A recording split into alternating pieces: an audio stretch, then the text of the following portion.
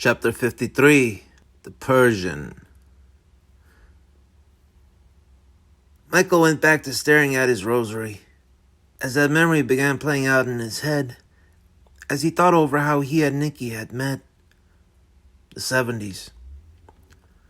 That night, back in the mid-70s, Michael was at the Tropic, drinking it up, horsing around with his buddy Tomboy, and having a straight-up ball with another girl. At the time, Roxana, really the sweetest girl I had ever been with. A sweet little Persian girl, a real darling. Roxana Parsi, or, as most people called her, Roxana Blue, since she had a tendency to wear a lot of blue dresses. You can tell a lot about a girl from the color of her dress. Red, that's obvious. Black, dangerous. Also, thinks she's too cool for school and better, but really just a moody bitch, so stay away. White, stay away again. But definitely this time, for the girl thinks she's an angel or something. But trust me, either she really is or she really isn't. It really is a devil in disguise. Pink? No, just no. Fuck no. Now you better kick this bitch to the curb. And why? Because even though she's most definitely have a rocking body that will go on for days and days and weeks, months on end, she'll also have the maturity level of the biggest brat you will ever see, and the seething hatred for men, that of an old bordello mistress, and one that's seen some truly harsh and bitter times in her countless years. This woman is not to be trifled with, far worse than anything you could expect from a woman in red, black, or white combined. Therefore, you have been warned. Green, a bit of an oddball, girl that wants to stand out. Not the prettiest, but if a girl can make the color green look pretty, she'll be the prettiest thing alive. Yellow, a girl with flaws, obvious flaws, so you're either gonna love her for them or just see flaws. Orange, wanna be red, but ain't got the nerve to be, although they can be warm and loving. Purple, this girl's special, really, really special and talented and artistic, and a total freak. And that's either a good thing or a very, very bad thing. Brown or gray or any muddy colors, too humble, too bland and boring, and likes it that way. But here's the thing, she'll also make you want to like it that way too. So once you go mud, everything then has to be mud, everything. Because if you even think of looking at black or red again, Lord help you, cause a girl that likes earth tone has got some serious jealousy issues. Blue now, there's something everybody likes. Shows humility, but not boring like brown or gray is. Shows true nature, but isn't going to be weird like green or yellow or purple will be. Cool, but won't overdo it like black does. Heavenly, but unlike white, it's the true color of what the heavens are painted with. Fuck pink. Pink don't got shit on blue, and sometimes not even a bodacious body department. So why even compare? And why go orange if you can go red? And speaking of red, a woman in blue will still be able to stand her own. Now, she won't be as hot or as passionate, nowhere near, since it's not the color's nature to be, but it'll be something better. Because in the end, red's not going to give you what you truly need. Maybe what you might really, really want at the moment, but never need. Because red will never truly care about you, for red is too wild and untamed to know how to care. Too wild and untamed to know how to care much about herself, let alone someone else. It'll never love you. It'll fuck your brains out, but never ever love you. Blue will care and will love you and make you feel how you need to feel, better than red ever will. But anyways, back to Roxana Blue. She was a very headstrong girl, which Michael had then liked, since it made her so much different from the rest of the girls Michael had been used to. No Kelly Bundy types here, with that morally, emotionally bankrupt issues shit they have, which in the end makes it so not worth it. And just like the type Michael was very not used to. Also, she was also initially one of those super shy types, one that Michael had to get really, really, really fucking stupid with to win her over, and did so by singing Close to You by the Carpenters, to even get her attention. Oh, she did not like me at first at all. And she looked like she downright wanted to loathe me. And I don't know why, something about the human nature. Whenever you got someone that really wants to hate your guts, for some reason, you just want to turn that shit around and get them to absolutely adore you then. I saw how much she wanted to downright despise me then. And then I found myself falling head over heels in love with her just that minute. And then I had to do something really, really stupid to turn that shit around. And thankfully I managed to do so. And then, but you sang a Carpenter song. Oh, so what? So fucking what? A Carpenter song. You? Oh, me what? So what? I can't have a sweet side? I ain't all rough and tough, you know? I could be sweet and fine. I guess I did officially lose all my street cred then when I sang that song there. Fine, I won't deny it, but then again, I don't give a shit. Fuck street cred. I can still beat the ever-loving shit out of anyone that would dare laugh if they caught me doing it. But you even got on your knees too when you... Oh, shut the fuck up. I don't give a shit. For it got me a sweet-ass Persian chick. And for those of you that are ignorant and have no clue of how hot Persian girls can be, I pity you alls. I pity yous. Roxana was no one-night fling type of girl. Michael had to put a lot of elbow grease into winning her over. And that's what made her worth it. I guess how forming real relationships are supposed to work. Where it's not some heat-of-the-moment thing and you really do want to have something to do with someone. Past the single night's encounter. Right, and Roxana had definitely been one of those. No one-night fling there, for it took Michael 3 months of building up something before they had sex. At the time, I just about felt like my balls were going to burst. Waiting that long. This was before my years spent sexless and senseless and just about in prison.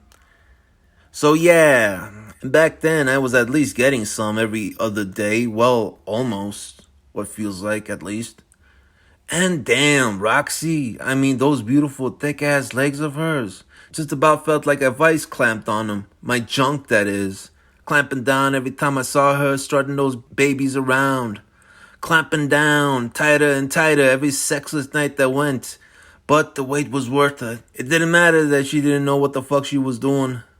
Nor the fact she hated the idea of fellatio, even though she was so eager for cunnilingus. Yeah, still, just getting the chance to lick those legs up and down like lollipops in the end after 3 months of waiting was so fucking worth it. She was really Michael's first real girlfriend. And for the first time, my stupid I was 20 at the time. Well, for the first time in my life, I felt complete being with someone sorta bored, but complete. She had to be no taller than 5 foot, exact. A short little girl who also wore short little miniskirts to match, and she had the darkest and loveliest skin. And what was really appealing about her physically was how she was built. Nothing too marvelous from the waist up, although her face was really cute. I mostly mean body-wise. But definitely something marvelous from the waist down, all dense and well-defined, like a muscle car, just hot. Might have not had legs that stretched forever, but she definitely had legs that could carry forever's load. Like twin atlases, all tensed up and exposing all the finer details of their muscles, tendons, and bones. Showing all the good stuff an artist would spend their entire lives trying to master duplicating its beauty in paintings or sculptures. Michael used to like to tease her over her legs, calling her the bionic woman, since her legs were so thick and powerful looking that she looked like she could do the Indy 500 with them. She kind of got a little upset hearing that, though. Personally, I don't know why. I meant it as a compliment. I wouldn't have wanted them any other way. Women. Yeah, boy, from the waist down, she looked like a 68 Mustang GT Highland Green, parked outside, waiting for Steve McQueen to jump into and take her around for a spin around Frisco. A highly well-designed vehicle made for cruising in the fast lanes. That, and fucking. Yeah, Steve McQueen is one stoic bastard I'd worship, though. Just so bitchin' cool for school, even though I can't stand that personality type.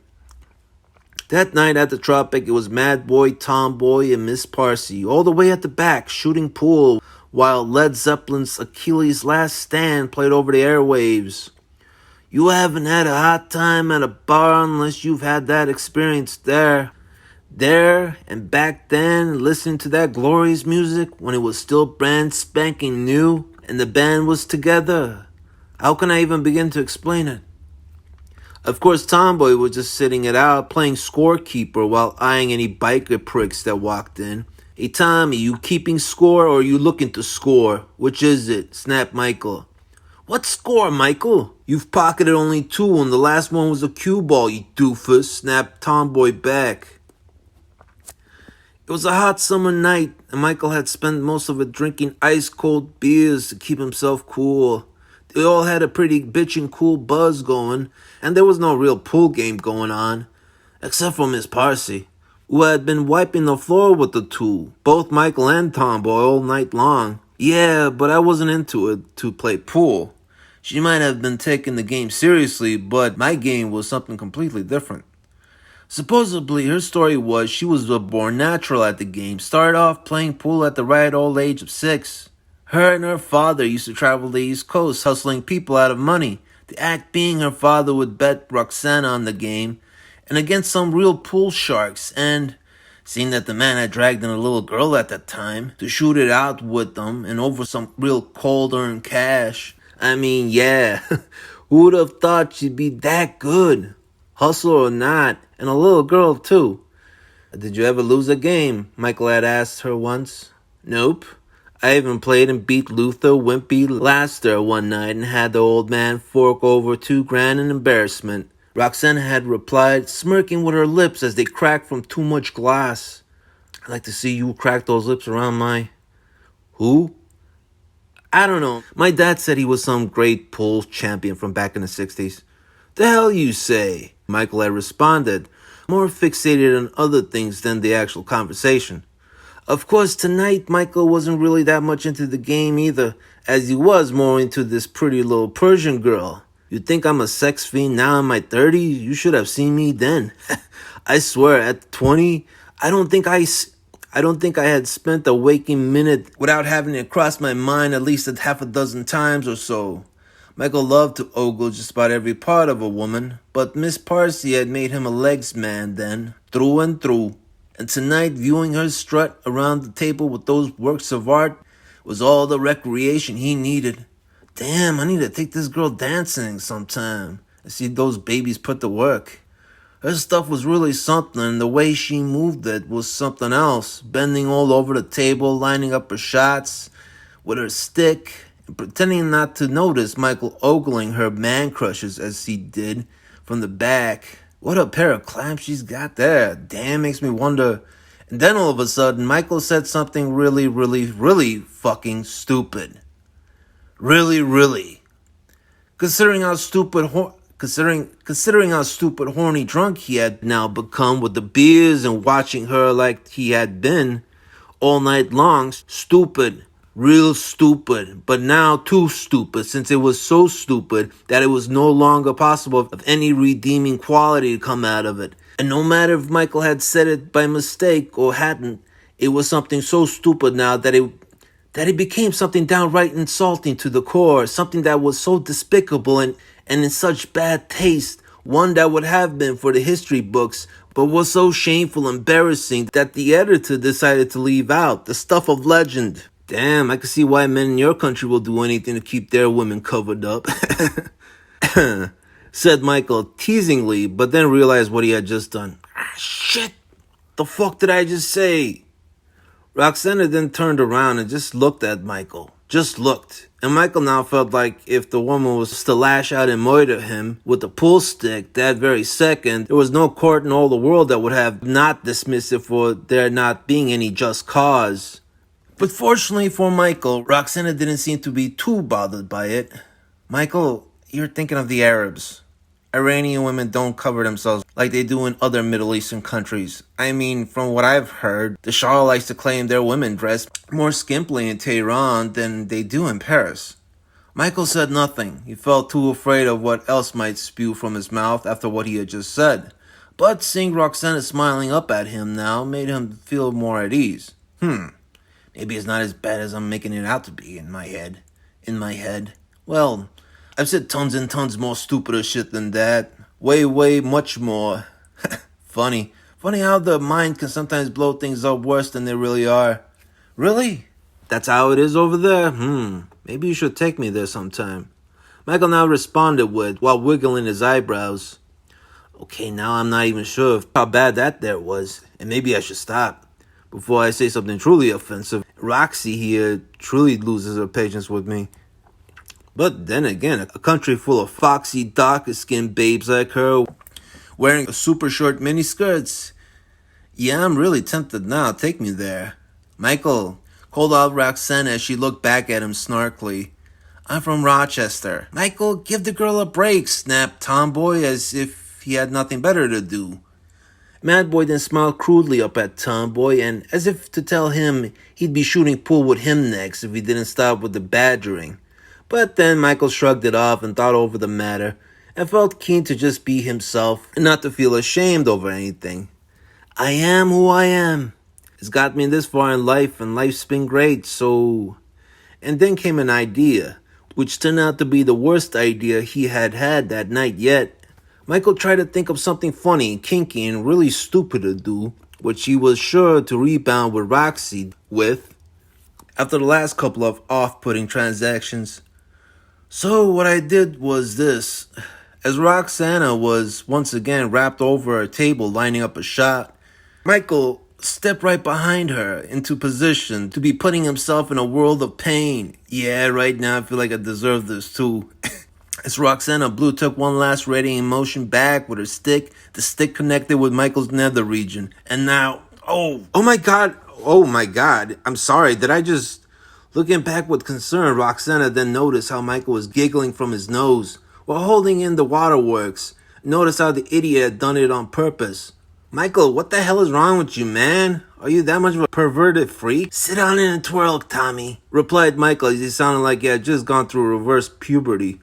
Roxana now had no idea of how to react to this as her jaw dropped, realizing the type of guy she was now dating. Oh, don't look at me like that. You know what that means, don't you? And the funny part was something that Tomboy could never and would ever understand was Roxana deep down did. Seriously, Michael, you think women would find something like that? But then Tommy zipped it quick, when he noticed how much Roxana now seemed to be turned on by what just happened.